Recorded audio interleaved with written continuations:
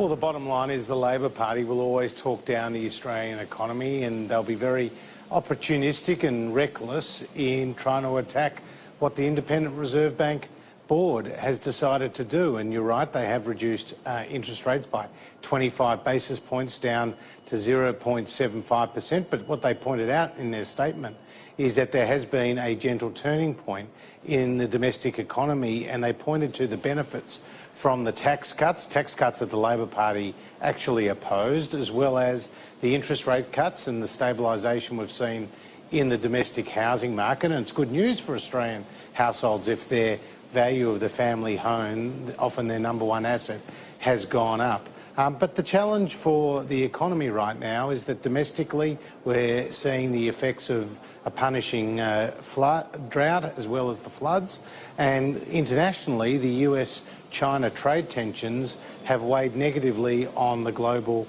economic outlook. That being said, the Australian economy, Paul, continues to grow. We've still got our AAA credit rating, and we've just delivered the first balanced budget in 11 years.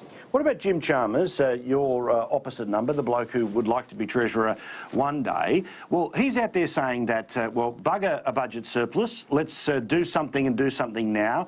Effectively what? A repeat of the Kevin Rudd $900 for everyone. He says, if not that, then maybe an increase in the dole, or if not, maybe this payment or that payment. What's your response to what he says that, look, don't wait for the Reserve Bank to do something, don't wait for tax cuts to phase in over years, but find a way to send people money now? Well, Jim Chalmers learnt everything he knows from the feet of Wayne Swan, and we know what a bad Treasurer Swan was and the mess that he left the Australian economy in. And the fact is, Chalmers said that our tax cuts were offensive, and he said he was proud and pleased of the housing tax and the retirees tax that Labor took to the last election. And together with Chris Bowen, he was the co-architect as the then Shadow Finance Minister of $387 billion of higher taxes. So the Labor Party has no credibility when it comes to the economy. They'll always be the party of higher taxes. They don't believe in balanced budgets or indeed surplus budgets, because the last one they delivered was when the Berlin Wall was still standing back in 1989. And we know on our side of politics that we will cut taxes as we've done, we will create jobs, and we will deliver the surplus as promised to the Australian people. The other thing I'd say, Paul, is I saw Jim Chalmers on the weekend talk about wanting to learn the lessons of Labor's defeat. Well, it's hard to take that seriously when $387 billion is still on the Labor Party's books. It's still their policy to have all those higher taxes. So Jim Chalmers may change his language from dropping the top end of town rhetoric, but he certainly hasn't changed his tune.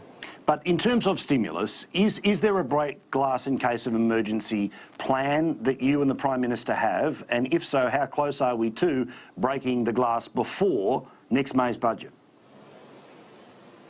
Well, we've just passed the biggest tax cuts in more than 20 years.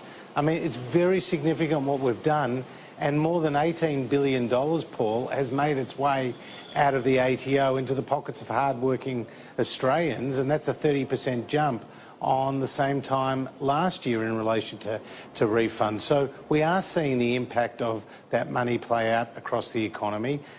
As I said, we've seen a stabilisation in the housing market. The RBA today has pointed to more mining investment, and we're rolling out a $100 billion infrastructure plan, which is the biggest spending package on infrastructure the country's ever seen. So these are all substantial measures that are underway. But you know, we believe as Liberals and Nationals that future generations shouldn't pay higher taxes for today's spending. So that's why we believe in balanced budgets and surplus budgets, and that's why we'll deliver that, whereas the Labor Party keep, racking up debt on the nation's credit card, hoping that one day someone pays it back. Good man. I'm glad you're there, and thank God it's you and Scott Morrison for the next 3 years, not what it would have been Bowen and even potentially Chalmers around the table. Thank you so much, Treasurer. Good to be with you, Paul.